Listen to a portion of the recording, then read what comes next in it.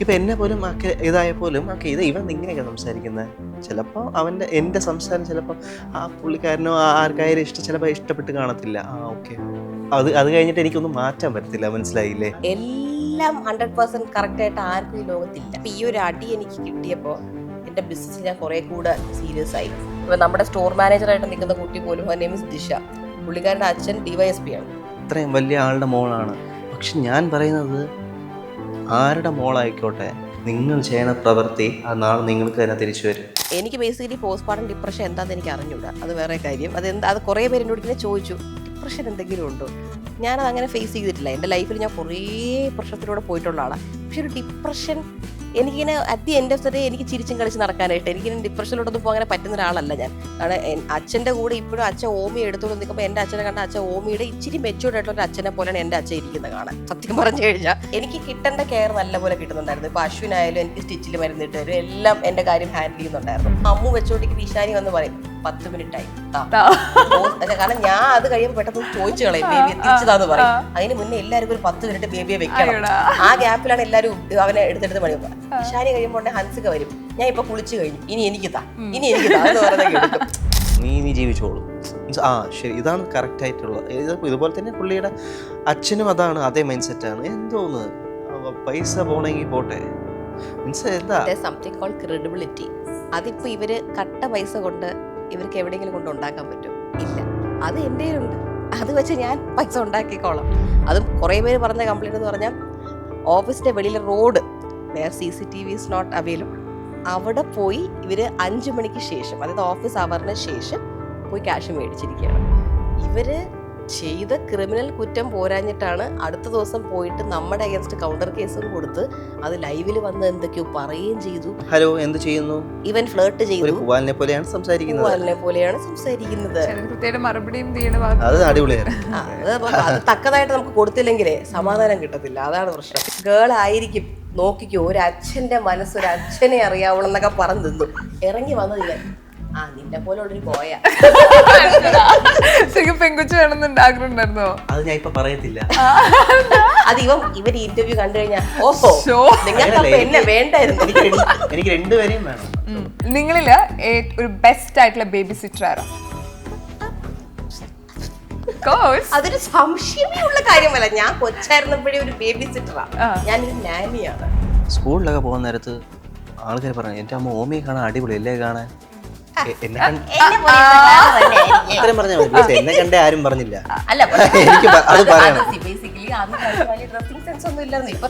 യൂണിഫോമിൽ എന്ത് dressing sense. പക്ഷെ ഈ പശുവിനെ പോലത്തെ ഒരു ഹസ്ബൻഡ് കിട്ടണത് വിഷയം ഒത്തിരി പെൺകുട്ടികളുണ്ട്. അത് നമുക്ക്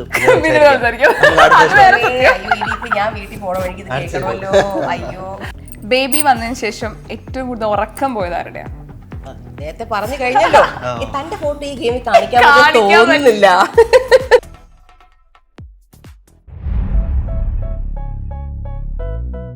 ഇവിടെ ഇങ്ങനെ വെറുതെ ഇരിക്കാണ്ട് എന്തെങ്കിലും പഠിക്കാൻ പോയാലോ എന്ന് ആലോചിക്കായിരുന്നു. മോളെ, അതിനൊക്കെ പോയാൽ നിനക്ക് ഇപ്പോഴുള്ള ഫ്രീ ടൈമും കൂടി ഇല്ലാണ്ടാവേ. ഫ്രീ ആണോ? ഫ്രീ ആണെങ്കിലേ മോളെ തെങ്ങുമ്പോ കയറിയിട്ട് തേങ്ങ ഇട്ട് തരുമോ? ഫ്രീ ആവുമ്പോ മതി. മോളെ, ഫ്രീ ടൈമിൽ ഇതൊക്കെ ചെയ്യാനാണോ ആഗ്രഹിച്ചത്? എന്നാ ഫോൺ എടുക്കൂ, എൻട്രി ആപ്പ് ഇൻസ്റ്റാൾ ചെയ്യൂ. ജീവിതത്തിന്റെ വിധി മാറാൻ ഒരു എൻട്രി മതി. ഇപ്പൊ ഓമി വന്നതുകൊണ്ട് ഓമിയെ കുറിച്ച് കുറച്ച് കൂടുതൽ കാര്യം ചോദിക്കണം. ആസ് എ നിങ്ങളൊരു പാരന്റ് എന്ന രീതിയിൽ ഒരു ഗെയിമിലേക്ക് കടക്കാൻ വേണ്ടി പോവാണ്. ഓക്കെ, ബാഡ് ഗെയിം ആണ്. നിങ്ങളിൽ ആരാണ് ബേബി ബോയ് ആണ് ആദ്യം ഗസ് ചെയ്തത്? ഞാൻ തന്നെയാണ്. എനിക്ക് അല്ല, നമ്മൾ പറയല്ലോ പ്രഗ്നൻസി നമുക്ക് ഫീൽ വരുന്നു, അങ്ങനെയാണോ? ഗട്ട് ഫീലിംഗ് ഉണ്ടായിരുന്നു, നല്ലപോലെ ഗട്ട് ഫീലിംഗ് ഉണ്ട്. ഞാൻ കൂടെ നോക്കുന്ന പേരുകളും ബോയിന്റെ തന്നെയായിരുന്നു. ആൻഡ് ഈവൻ ഡെക്കറേഷൻ മേടിക്കാൻ പോയപ്പോൾ ഞാൻ ഇവനോട് പറഞ്ഞു, ഗേൾസിന്റെ മേടിച്ചോ ഒരു ഫോർമാലിറ്റിക്ക്, ബോയിന്റെ കൂടുതൽ മേടിച്ചാൽ മതി. ഞാൻ പറഞ്ഞുകൊണ്ടിരുന്നു. ഈവൻ ലാസ്റ്റ് മിനിറ്റ് ബേബി വരുന്നത് വരെ ഗേൾ ആയിരിക്കും, നോക്കിക്കോ, ഒരു അച്ഛന്റെ മനസ്സ് ഒരു അച്ഛനെ അറിയാവണം എന്നൊക്കെ പറഞ്ഞു നിന്നു. ഇറങ്ങി വന്നതില്ല, നിന്നെ പോലെ ഉള്ളൊരു ബോയ. പെങ്കുച്ചു വേണമെന്നുണ്ട് ആഗ്രഹമുണ്ടായിരുന്നോ? അത് ഞാൻ ഇപ്പൊ പറയത്തില്ല. അത് ഇവർ ഇന്റർവ്യൂ കണ്ടു കഴിഞ്ഞാൽ ഓഹോ നിങ്ങൾക്ക് എന്നെ വേണ്ടായിരുന്നു. എനിക്ക് രണ്ടുപേരെയും വേണം. ഇവന് സത്യം പറഞ്ഞാൽ ബോയ് വേണം, ഗേളും വേണം. He wanted A girl that looks like me, boy that looks like him. അപ്പൊ ഇവനെ പോലെ ബോയെ വളർത്തണം, എന്നെ പോലെ ഗേളിനെ വളർത്തണം. അങ്ങനെയാണ് ഇവന്റെ ആഗ്രഹം. സമയമുണ്ട്. സമയമുണ്ട്. ഇനിയുണ്ടല്ലോ. അപ്പൊ അടുത്തത് പെങ്കുച്ചിനെ നോക്കാം. ഓക്കെ, നിങ്ങളില് ഒരു ബെസ്റ്റ് ആയിട്ടുള്ള ബേബി സിറ്റർ ആരാ? അതൊരു സംശയമേ ഉള്ള കാര്യമല്ല. ഞാൻ കൊച്ചായിരുന്നപ്പോഴേ ഒരു ബേബി സിറ്ററാ, ഞാനൊരു നാനിയാണ് സത്യം. ഇവൻ ആക്ച്വലി ബേബി വളരെ എടുക്കാറില്ല, ഞാനാണ് ബേബി ഫുൾ ടൈം എടുക്കുന്നത്. ഞാൻ രാത്രി എനിക്ക് അത്രയ്ക്ക് വയ്യാതെയൊക്കെ ഇരിക്കുന്ന സമയത്ത് ഞാൻ ചില സമയത്ത് ഭയങ്കര ആക്റ്റീവ് ആയിരിക്കും, ചില സമയത്ത് എനിക്ക് ഒട്ടും പറ്റില്ല. ഞാനിങ്ങനെ ഇവനെ വിളിക്കും, അശ്വിൻ എനിക്ക് പറ്റുന്നില്ല, ഞാൻ ഡയപ്പർ മാറ്റി പാല് കൊടുത്തു, ഇവനൊന്ന് ഉറക്കിത്താ, എനിക്ക് പറ്റുന്നില്ല എന്ന് പറഞ്ഞാൽ കൊടുക്കും. ചില സമയത്ത് ഇവൻ ഓക്കെ എന്നൊക്കെ പറഞ്ഞെടുത്ത് ബേബിയെ വെച്ച് ഇങ്ങനെ ഞാൻ നോക്കുമ്പോൾ ഇങ്ങനെ ഇരിക്കും, ഒരു അരമണിക്കൂർ ഇങ്ങനെ ബേബിയും വെച്ചിരുന്നിട്ട് ഇവ അങ്ങ് ബേബിയും കിടത്തിട്ട് കിടക്കും. അപ്പൊ അങ്ങനെ ഇവൻ പലതായിട്ട് ബേബി സിറ്റ് അങ്ങനെ ചെയ്യാറില്ല, കാരണം ബേസിക്കലി ഫുൾ ടൈം വർക്ക് ഉണ്ട്. ഫുൾ ടൈം ഇവന്റെ ലാപ്ടോപ്പും എന്റെ ലാപ്ടോപ്പ് മാറി മാറി ഉപയോഗിച്ച് ഓബയോസിക്ക് വേണ്ടിയിട്ടും അക്സെഞ്ചറിന് വേണ്ടിയിട്ടും വർക്ക് ചെയ്തുകൊണ്ടാണ് ഇരിക്കുന്നത് ഫുൾ ടൈം. ഇതിനുള്ള ടൈം ഫുള്ള് രാത്രി ഉറങ്ങാൻ വരുന്ന സമയം മാത്രം ഇവ ഒന്ന് ഫ്രീ ആയിട്ട് ഞാൻ കാണുന്നത്, ടി വി ഒക്കെ. അല്ലെങ്കിൽ ഇവ ഒരിക്കലും ഫ്രീ അല്ല. അപ്പൊ ബേബി സിറ്റിംഗ് ഞാൻ ആർക്കും കൊടുക്കൂല. പാല് വേണം, അത് മാത്രമല്ല ഞാനിങ്ങനെ ആരുടെയും കൊടുത്താലും ഞാൻ 10 മിനിറ്റ് കഴിയുമ്പോ തന്നോ എന്നൊക്കെ പറയും. എനിക്ക് അങ്ങനെ 10 മിനിറ്റിക്കുള്ളിൽ ആരും ഇങ്ങനെ എടുക്കേണ്ട ആ ഒരു ഫീലിംഗ് എനിക്കുണ്ട്. അത് ഒരുവിധം എല്ലാവർക്കും കാണും, എനിക്ക് ഭയങ്കരമായിട്ടതുണ്ട്. അത്രേ ഉള്ളൂ. ഞാൻ അങ്ങനെ ആർക്കും കൊടുക്കാറില്ല ബേബി സിറ്റി, എനിക്ക് വേണം എന്ന് പറഞ്ഞാണ് ഞാൻ വെച്ചേക്കുന്നത്. ബേബി ഫസ്റ്റ് ബേബിയുടെ അമ്മയും പറഞ്ഞിട്ടുണ്ട്, അമ്മയ്ക്ക് അമ്മു ആയിരുന്നപ്പോ ഇങ്ങനെയായിരുന്നു, രണ്ടാമത്തെ മൂന്നാമത്തേക്ക് ആരെങ്കിലും എടുത്തു. ഇപ്പൊ നമ്മള് ഒരു പാരന്റ് ആയിട്ട് ആദ്യമായിട്ടാണല്ലോ, നമുക്ക് അറിയില്ല കൊച്ചിനെ കൈ കിട്ടിയത് എങ്ങനെ ക്യാരി ചെയ്യണമെന്ന് അറിയില്ല. സോ നിങ്ങളും പഠിച്ച് എനിക്ക് തുടക്കത്തിലേ അറിയാം, റെഡി ആയിരുന്നു ആള്. ഞാൻ അങ്ങനെ ആരെയും എടുക്കാറില്ല, ആരുവിനെ പോലും ഞാൻ കുറച്ചെടുത്തിട്ടുള്ളൂ. ചേട്ടന്റെ മോള് എന്നുവെച്ചാൽ വേറെ ഒന്നുമില്ല, ഞാൻ നേരെ എടുക്കാതെ കൊച്ചിന് വല്ലതും പറയാൻ പോലും പറ്റൂല, എന്തെങ്കിലും വാക്കില്ല നമുക്ക്.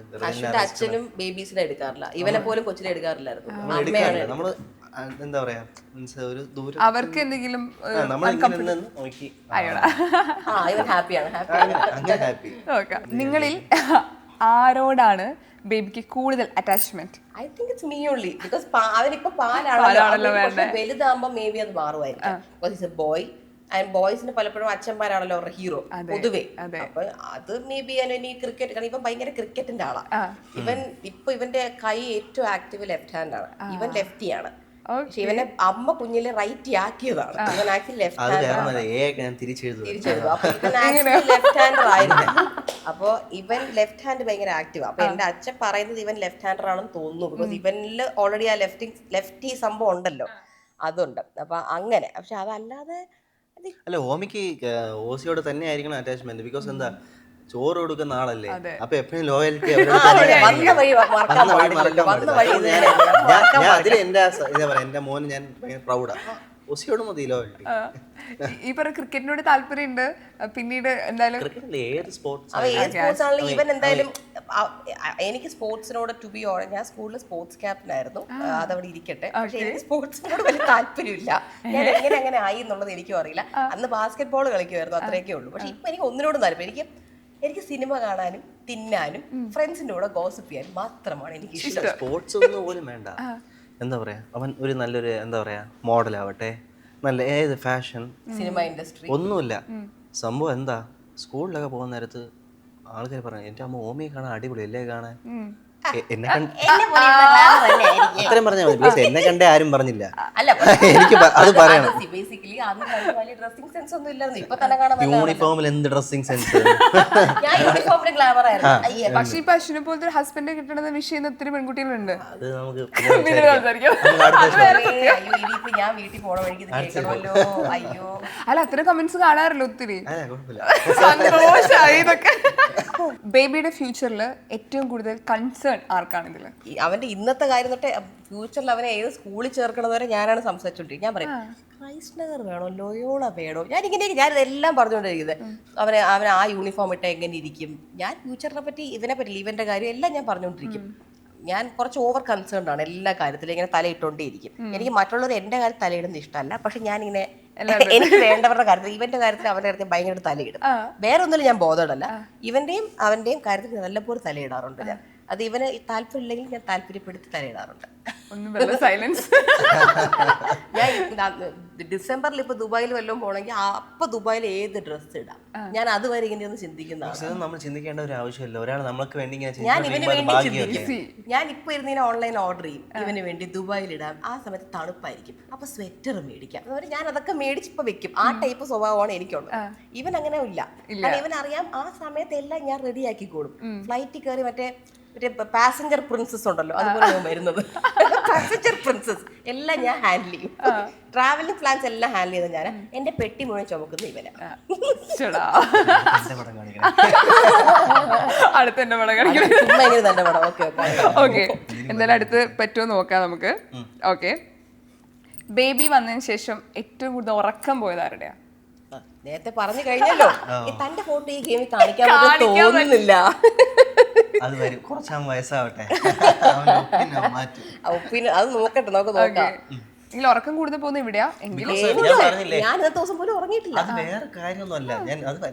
ഞാൻ പറഞ്ഞില്ലേ, ഫുഡ് കൊടുക്കണ്ടേ. I have to keep feeding him. കാരണം ഇവനിങ്ങനെ ഓൾമോസ്റ്റ് 1.5 hours എണീക്കും. ആ എണീച്ച അപ്പൊ ഇവൻ കരയുന്നത് മിൽക്കിന് വേണ്ടി മാത്രമാണ്. അപ്പൊ പാല് കൊടുത്ത് ഇവൻ കിടക്കും. അപ്പൊ എനിക്ക് പാല് കൊടുക്കുക എന്നുള്ളത് എനിക്ക് ഇവന്റെ അടുത്ത് പറയാൻ പറ്റില്ല. അത് എൻ്റെ കയ്യിലുള്ള സാധനമാണ്, എനിക്ക് വേറെ വഴിയില്ല. അപ്പൊ ഞാൻ എന്തെങ്കിലും വല്ല ഫോൺ നോക്കിക്കോണ്ടോ TV ഓണാക്കി സിനിമ ഇട്ടോണ്ടോ ഒക്കെ പാല് കൊടുക്കും. എനിക്ക് ഇന്നത്തെ ദിവസം ഇവന് ഈ ഒരു ചുമ ഇന്നാണ് തുടങ്ങിയത്. അപ്പൊ സാധാരണ ഇവന് ഞാനും എണീച്ചൊക്കെ ഇരുന്ന് രാവിലെ ഒരു 9 മണിയാകുമ്പോൾ പാല് കൊടുത്താൽ ഒരു 11-12 വരെ ഞാനും ഇവനും കൂടെ കിടന്നങ്ങ് ഉറങ്ങും. ആ ഗ്യാപ്പിലാണ് ഇവ എണീച്ച് പോയി ചായയും കുടിച്ച് ബ്രേക്ക്ഫാസ്റ്റ് കഴിക്കുന്നത്. നിങ്ങള് ഓമിക്ക് പകരം ഓസിക്കാണെന്ന് ചോദിച്ചിരുന്നെങ്കിൽ ആ അതെ, എന്റെ ഓസിക്ക് വേണ്ടി ഉറക്കം ഒഴിഞ്ഞിരുന്ന ആരാ എന്ന് ചോദിച്ചാൽ നമുക്കിത് കാണിക്കാം. കാരണം പ്രഗ്നൻസി സമയത്ത് ഇവൻ നല്ല പോലെ ഞാനിപ്പോ പാതിരാത്രിക്ക് എണീച്ചിട്ടൊന്ന് വെള്ളം ചൂടാക്കി തരാവോ, മരുന്നെടുത്ത് തരാവോ, എന്ത് പറഞ്ഞാലും ചെയ്യും. നമ്മളിപ്പോ ഏതൊരു ഹോട്ടലിൽ പോയാലും ഇപ്പൊ നമ്മുടെ ഫ്ലാറ്റിലായാലും എത്ര പ്രാവശ്യം ഒരാൾ മോർണിംഗ് രാവിലെ എനിക്ക് എണീക്കാൻ ഇഷ്ടമല്ല. ഞാൻ 12 മണി വരെ ഉറങ്ങും. ആര് വന്ന് ബെല്ലടിച്ചാലും ബെല്ലടി കേൾക്കുന്നത് ഞാനാ. ഇവ ഒരിക്കലും ആ ബെല്ലടി പറ്റില്ല. എനിക്കൊരാൾ നോക്ക് ചെയ്താൽ പോലും ഡോറിൽ ഹാളിൽ അവിടെ നോക്കി ഞാനത് അറിയും. എനിക്കത് ഭയങ്കര പ്രശ്നമാണ്. ഞാൻ എണീക്കും, ഞാൻ അപ്പൊ തന്നെ പറയും ഡോറിൽ ആരും ഉണ്ട് പൊക്കോ എന്ന് പറയും. അവ അപ്പ എണീച്ച് പോയി ഡോറ് തുറന്ന് എല്ലാം ഹാൻഡിൽ ചെയ്യും. ചില സമയത്തൊക്കെ കരഞ്ഞോണ്ടാണ് പോകുന്നത്, സന്തോഷത്തോടെ അല്ല കരഞ്ഞോണ്ടാണ് പോകുന്നത്. പക്ഷെ എന്നാലും പോവും. ആ ഒരു കാര്യം അത് ഞാൻ അപ്രീഷിയേറ്റ് ചെയ്തേ പറ്റത്തുള്ളൂ. ഇപ്പൊ ഞാൻ ഇവന് വേണ്ടി എണീച്ചിരിക്കുന്ന പോലെ ഇവൻ കുറെ പ്രാവശ്യം എനിക്ക് വേണ്ടി എണീച്ചിരുന്നിട്ടുണ്ട്. അതുണ്ട്, എനിക്ക് വേണ്ടി എണീച്ചിരുന്നിട്ടുണ്ട്. ഇപ്പൊ ഓൾറെഡി ഇപ്പം അമ്മയാവുന്ന സമയത്ത് അല്ലെങ്കിൽ ജനിച്ച കുട്ടിയേക്ക് ആളുകൾ കൂടുതലായിട്ട് കെയർ ചെയ്യുക, കുട്ടിക്ക് എന്തെങ്കിലും ഉണ്ടെങ്കിൽ പ്രശ്നമുണ്ടോ എന്നൊക്കെ കൂടുതൽ കെയർ കൊടുക്കുക. അപ്പം അമ്മയ്ക്ക് എന്തെങ്കിലും ഒരു മാറ്റം ഉണ്ടോ, അവർ ഓക്കെ ആണോ എന്ന് ചോദിക്കുന്നത് വളരെ റെയറാണ്. ഇപ്പം അത് ഒരുപാട് മാറിയിട്ടുണ്ട്. സോ എന്തൊക്കെ മാറ്റങ്ങളായിരുന്നു തിരിച്ചു വന്ന സമയത്ത്? ഇപ്പം പോസ്റ്റ്മോർട്ടം ഡിപ്രഷൻ പോലുള്ള ഒത്തിരി സ്റ്റേജസിലൂടെ കടന്നു പോകണം. എനിക്ക് ബേസിക്കലി പോസ്റ്റ്മോർട്ടം ഡിപ്രഷൻ എന്താണെന്ന് എനിക്ക് അറിഞ്ഞൂടാ, അത് വേറെ കാര്യം. അത് കുറെ പേരെന്നോട് ഇങ്ങനെ ചോദിച്ചു ഡിപ്രഷൻ എന്തെങ്കിലും ഉണ്ടോ. ഞാനത് അങ്ങനെ ഫേസ് ചെയ്തിട്ടില്ല. എൻ്റെ ലൈഫിൽ ഞാൻ കുറേ പ്രശ്നത്തിലൂടെ പോയിട്ടുള്ള ആളാണ്. പക്ഷെ ഒരു ഡിപ്രഷൻ എനിക്കിങ്ങനെ at the end of the day എനിക്ക് ചിരിച്ചും കളിച്ച് നടക്കാനായിട്ട് എനിക്കിങ്ങനെ ഡിപ്രഷനിലോട്ടൊന്നും പോകാൻ പറ്റുന്ന ഒരാളല്ല ഞാൻ. പിന്നെ എൻ്റെ അമ്മ 4 പേരെ പ്രസവിച്ചു കഴിഞ്ഞിട്ടും 3ാമത്തെ ദിവസം പാട്ടും പാടി ഇറങ്ങി നൈറ്റിയും പൊക്കി കുത്തിക്കൊണ്ട് നടന്നു പോകും വീട്ടിൽ. അപ്പൊ അതേ ഒരു സംഭവമായിരുന്നു എനിക്ക് ഞാൻ I was very much normal. എനിക്ക് ആ ഇഞ്ചക്ഷൻ ഡെലിവറി എന്നുള്ളൊരു പേടി. ആ ഒരു അരമണിക്കൂർ ഞാൻ റൂം എത്തിക്കഴിഞ്ഞപ്പോൾ ഞാൻ പഴയതുപോലെ ആയിരുന്നു. താഴെ വേദനയെ കൊണ്ടെന്നല്ലാതെ ഞാൻ very much back to normal. എനിക്ക് ആ ദിവസം തൊട്ട് ഇതുവരെ അങ്ങനെ ഒരു മാറ്റം അങ്ങനെ ഒന്നുമില്ല. പക്ഷെ പിന്നെ ഇപ്പോൾ എല്ലാം കാലം മാറി തുടങ്ങിയല്ലോ. ഇപ്പം അത് മാത്രമല്ല എൻ്റെ പേരൻസ് എന്ന് പറയുമ്പോൾ ഐ ഡോണ്ട് ഈവൻ തിങ്ക് ഒരു ഗ്രാൻഡ് പാരൻസ് ആവാനുള്ള ലുക്കും ഏജും ഒന്നും അവർ കൊണ്ടെന്ന് എനിക്ക് തോന്നുന്നില്ല. ദേ അല്ലെ വെരി മച്ച് യങ്. കാരണം അച്ഛൻ്റെ കൂടെ ഇപ്പോഴും അച്ഛൻ ഓമി എടുത്തോണ്ട് നിൽക്കുമ്പോൾ എൻ്റെ അച്ഛനെ കണ്ട അച്ഛൻ ഓമിയുടെ ഇച്ചിരി മെച്ചൂർഡ് ആയിട്ടുള്ള ഒരു അച്ഛനെ പോലെയാണ് എൻ്റെ അച്ഛൻ ഇരിക്കുന്നത് കാണാൻ. സത്യം പറഞ്ഞു കഴിഞ്ഞാൽ എനിക്ക് അങ്ങനെയാണ് ഫീൽ, മറ്റുള്ളവർക്കായിട്ടുണ്ടോ എനിക്ക് അങ്ങനെ ഫീൽ ചെയ്യുന്നത്. അപ്പം എൻ്റെ അച്ഛനോ അമ്മയ്ക്കോ ആയാലും അവർ ഓമിക്ക് എങ്ങനെ ഉണ്ടെന്ന് മാത്രമൊന്നും അല്ല ചോദിക്കുന്നത്. അവർ ഫുൾ ടൈം ഇപ്പം എൻ്റെ അമ്മ എനിക്ക് എങ്ങനെയുണ്ട്, എൻ്റെ പീരിയഡ്സ് ഒന്ന് വന്നോ, സ്റ്റിച്ചിൻ്റെ പെയിൻ എങ്ങനെയുണ്ട്, അമ്മയാണെങ്കിൽ സ്റ്റിച്ചിൽ വരുന്നിട്ട് തരുന്നത്, അമ്മയാണ് എല്ലാം ചെയ്ത് തന്നുകൊണ്ടിരുന്നത്. അമ്മയ്ക്ക് അഫ്കോഴ്സ് എനിക്ക് ഓമി പോലെ ആയിരിക്കുമല്ലോ അമ്മയ്ക്ക് ഓസി. ഞാൻ എത്ര ചാവാൻ കിടന്നാലും പ്രായമായാലും അമ്മയ്ക്ക് അങ്ങനെയല്ലേ എന്നെ തോന്നത്തുള്ളൂ.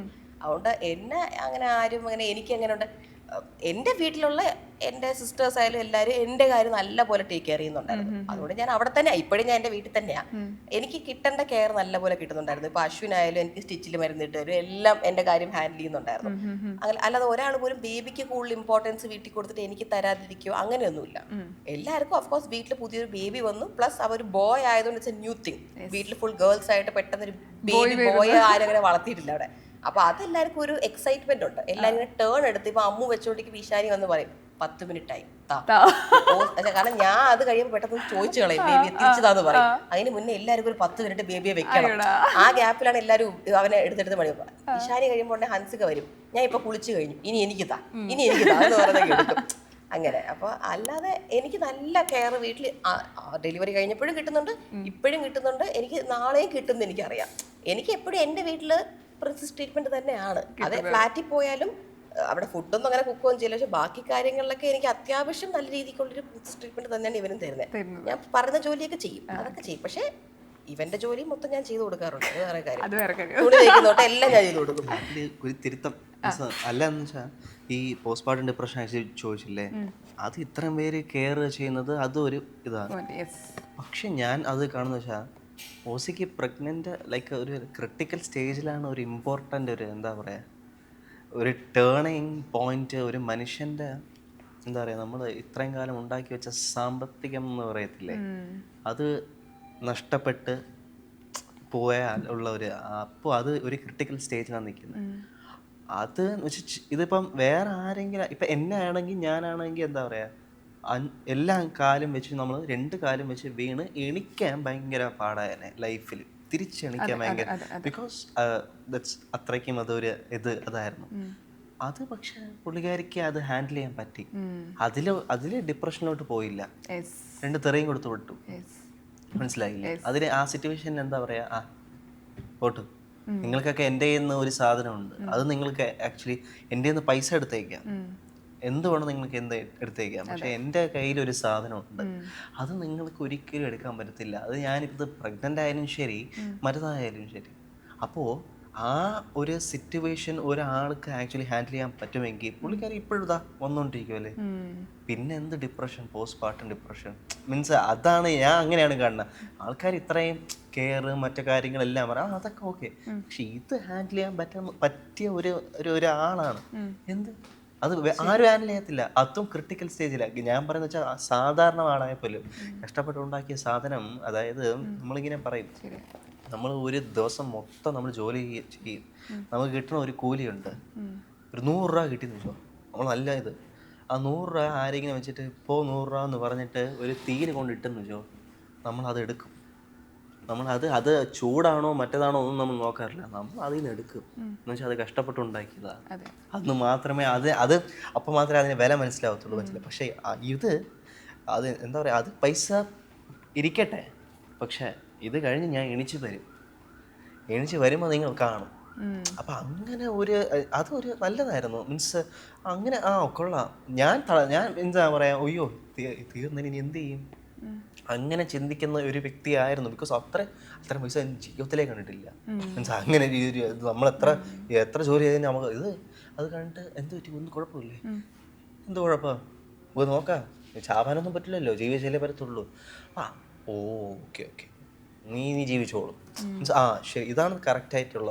ഇതുപോലെ തന്നെ പുള്ളിയുടെ അച്ഛനും അതാണ്, അതേ മൈൻഡ് സെറ്റാണ്. എനിക്ക് തോന്നുന്നു പൈസ പോണെങ്കിൽ പോട്ടെ, മീൻസ് എന്താ സംതിങ് കോൾഡ് ക്രെഡിബിലിറ്റി.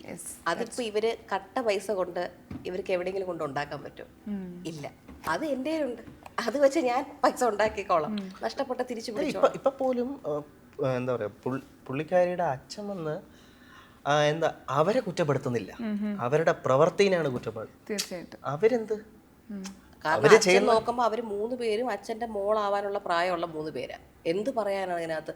ബിക്കോസ് എൻ്റെ ഓഫീസിൽ എനിക്ക് പറ്റുന്ന പോലെ ഞാൻ അവർക്ക് എല്ലാം പ്രൊവൈഡ് ചെയ്ത് കൊടുത്തിട്ടുണ്ട്. എൻ്റെ ഇപ്പോൾ പ്രഗ്നൻസി ഫംഗ്ഷൻസിനായാലും ഞാൻ പറയാതെ തന്നെ ആ വീഡിയോ ആരൊക്കെ എടുത്ത് കട്ട് ചെയ്ത് പുറത്ത് വിട്ടു. അവരൊക്കെ അതിനകത്തുണ്ടായിരുന്നു ആ ഫംഗ്ഷന്.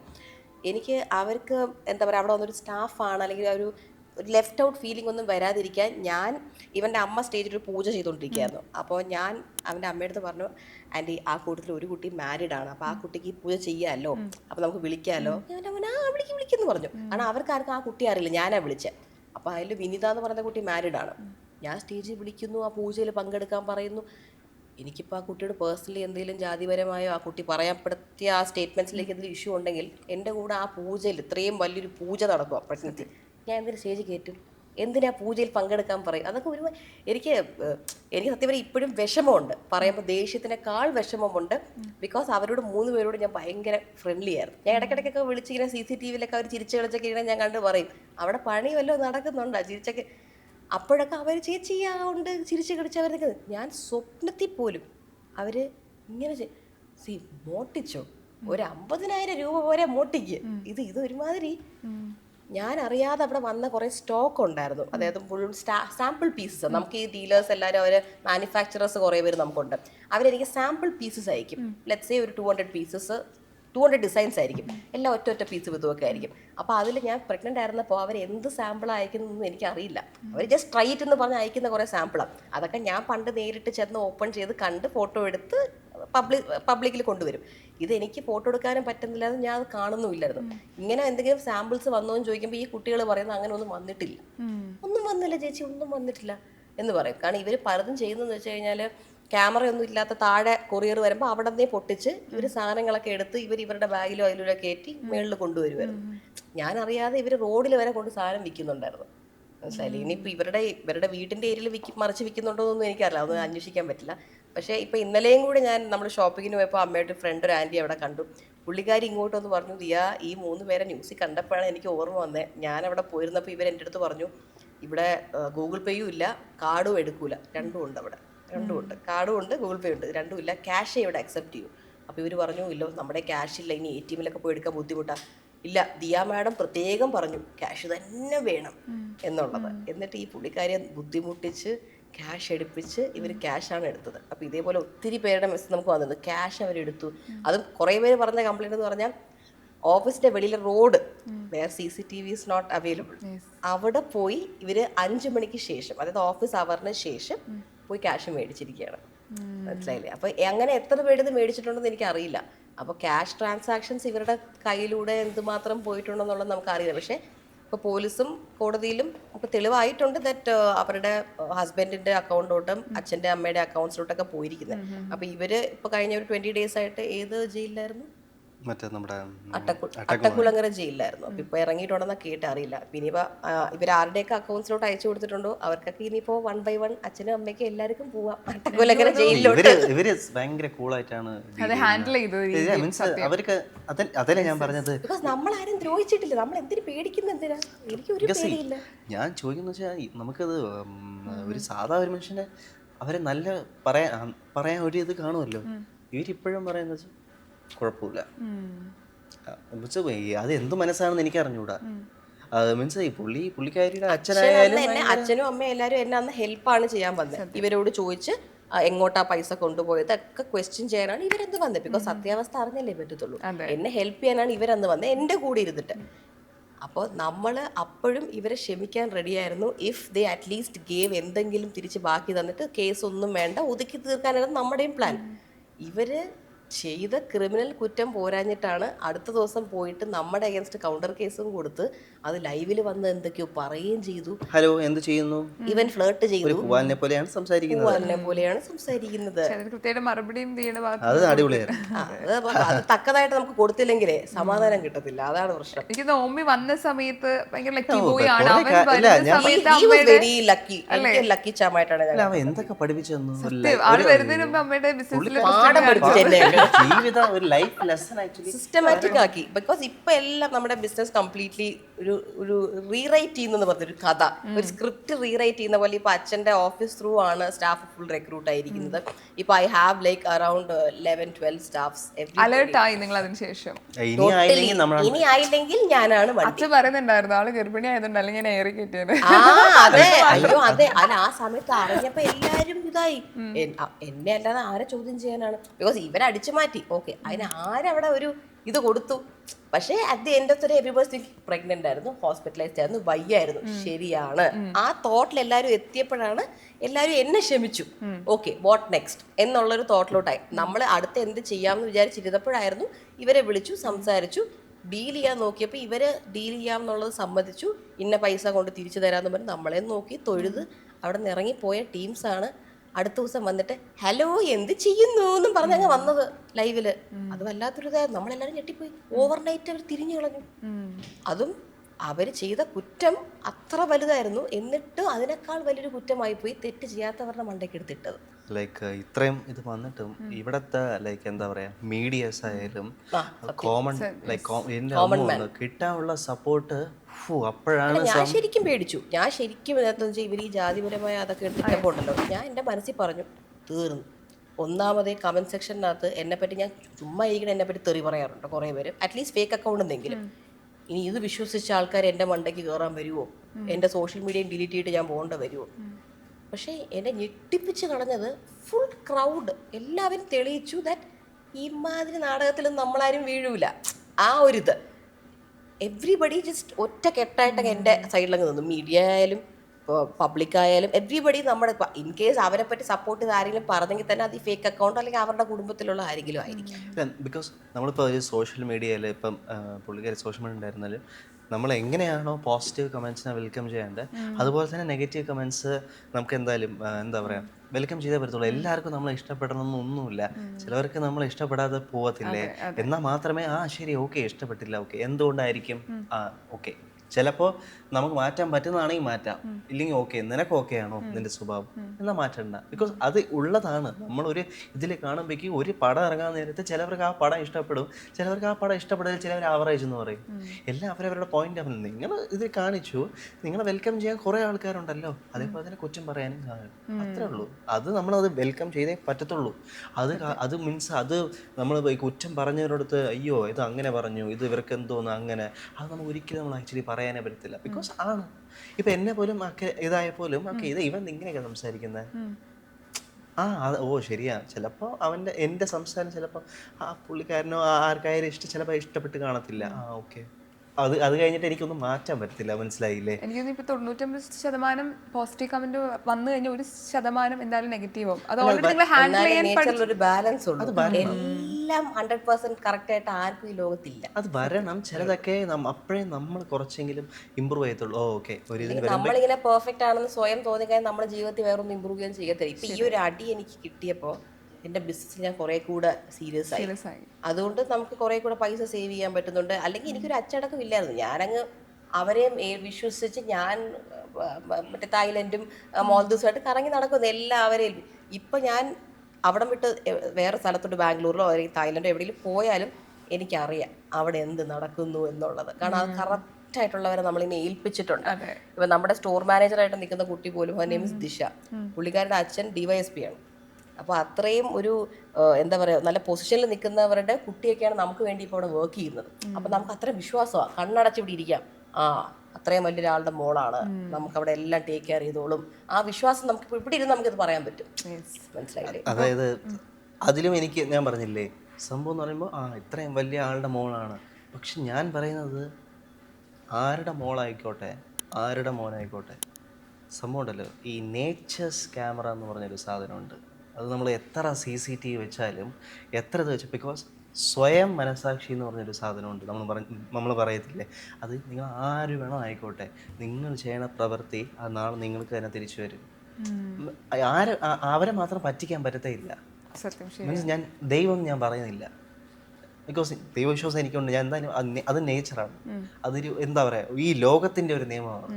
നീ എന്ത് കൊടുക്കുന്നോ അതാ നിനക്ക് തിരിച്ചു വരത്തുള്ളൂ. മീൻസ് ഞാൻ പറയുന്നില്ല, അത് എപ്പോഴും അത് എല്ലായിടത്തും അങ്ങനെയാണ്. അത് ഇന്നും അനുഭവിച്ചില്ലെങ്കിൽ നാളെ എന്തായാലും അനുഭവിച്ചേ പറ്റത്തുള്ളൂ. At least in your next birth. അതുപോലും ഞാൻ വിശ്വസിക്കുന്നില്ല. നെക്സ്റ്റ് ബർത്ത് എന്ന് അത് പണ്ടാണ്. എന്താ നമ്മൾ ഈ ജന്മം ചെയ്തത് നമ്മൾ ഇപ്പൊ ഭയങ്കര ഫാസ്റ്റാ, 5G പോലെയാ. എന്താ പറയാ ഈ ജന്മം ഒരു കിടിലൻ ക്ലോഷർ ഒക്കെ ആക്ച്വലി കിട്ടുന്നുണ്ട്. അതായത് നമ്മളിങ്ങനെ തെറ്റ് ചെയ്തിട്ടുണ്ടെങ്കിൽ നമുക്ക് ഇൻസ്റ്റന്റ് പണി കിട്ടണ പോലെ ഉണ്ടല്ലോ, ആ ഒരു ക്ലോഷർ ആക്ച്വലി അത് കൊള്ളാം.